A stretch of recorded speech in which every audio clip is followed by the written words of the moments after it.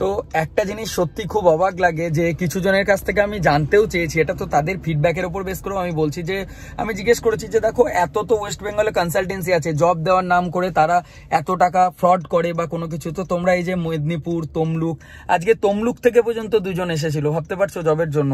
আমরা অনেক সময় আমার সাধ্য অনুযায়ী আমি তাদেরকে বোঝাবার চেষ্টা করি যে দেখো ভাই, আজকে তুমি পড়াশোনা করেছো সমস্ত কিছু, কিন্তু তোমাকে যদি সঠিক কেউ একটা গাইড করে একটা জায়গার রাস্তা দেখায় না, তুমি অবশ্যই একটা ভালো জায়গাতে পৌঁছাতে পারবে।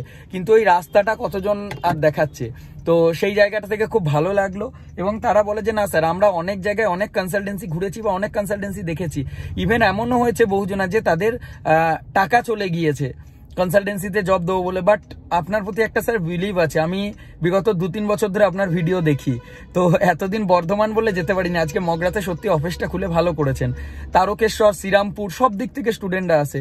তো আমাদের একটাই বিষয় থাকে যে দেখো, তোমার যোগ্যতা অনুযায়ী আমি যতটা তোমার জন্য পারবো আমি করব, কিন্তু তোমার যদি এক্সট্রিম লেভেলের কোনো চাওয়া পাওয়া থাকে তো সবসময় তো সেটা ফুলফিল করাটা পসিবল হয়ে ওঠে না। আর দেখো, স্বয়ং ভগবান শ্রীকৃষ্ণ কাউকে সন্তুষ্ট করতে পারেনি সবকিছু দিয়ে, তো আমরা তো সাধারণত মানুষ একটা মাত্র। তো যাই হোক, আবার দেখা হচ্ছে নতুন আরো একটা ভিডিওতে, নতুন দিন। আর 12 তারিখে আমি বর্ধমানে থাকছি। তোমরা যারা পশ্চিমবঙ্গের যে কোনো জায়গা থেকে যারা আমাদের এই কাটোয়া, কালনা, মঙ্গলকোট, বীরভূম, বাঁকুড়া, দুর্গাপুর, আসানসোল এই দিক থেকে আছো, তারা বর্ধমানে দেখা করবে। আর যারা কলকাতার দিক দিয়ে আছো, তারাও যদি সরাসরি এখানে আসতে চাও আসতে পারো। আর নর্মালি যদি তোমরা মনে করছো যে না, আমি আবার মগরার অফিসে যেদিন নেক্সট কবে যাব, তো আমাদের একটা হোয়াটসঅ্যাপ এবং টেলিগ্রাম চ্যানেল আছে, তোমরা সেখানে জয়েন করো।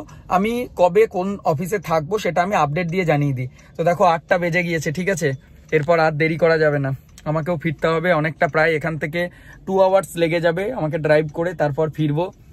তো এই যে আমি এরপর ফেরার জন্য রেডি হয়ে গেছি, আমাকে এরপর এই হাইওয়ে ধরেই পুরো বর্ধমান পর্যন্ত যেতে হবে। তো চলো, ভালো থেকো সবাই, দেখা হচ্ছে নতুন আরো একটু ভিডিওতে খুব শীঘ্রই।